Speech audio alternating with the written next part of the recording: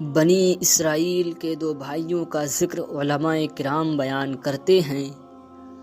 جب فصل کٹ کر گھر آئی تو دونوں نے اس کو برابر 2 حصوں میں تقسیم کر لیا۔ اب فصل کو اپنے اپنے گھر لے جا کر جانا تھا اور لے جانے کے لیے برتن ایک ہی تھا۔ دونوں میں طے پایا ایک پھیرا بڑا بھائی لے جائے گا اور ایک چھوٹا بھائی۔ جب بڑا بھائی اپنا پھیرا چھوڑنے گیا تو چھوٹے بھائی نے خیال کیا کہ میرا بڑا بھائی محنت بھی زیادہ کرتا ہے، اس کے کھانے والے افراد بھی زیادہ ہیں۔ اس نے اپنے حصے میں سے بھائی کے ڈھیر میں غلہ ملا دیا۔ اب چھوٹے بھائی کی باری تھی۔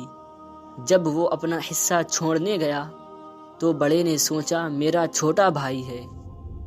اس کے دل میں یہ خیال نہ آئے کہ میرے بڑے بھائی نے کوئی ناانصافی کی ہے، تو اس نے اپنے حصے میں سے اس کے ڈھیر میں اور غلہ ملا دیا۔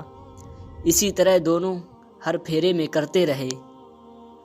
اللہ کریم نے ان کے مال میں ایسی برکت ڈالی کہ دونوں کے گھر بھر گئے تھے اور ڈھیر ویسے کے ویسے ہی پڑے تھے۔ اللہ کریم اخلاص نیت کو دیکھتے آئے۔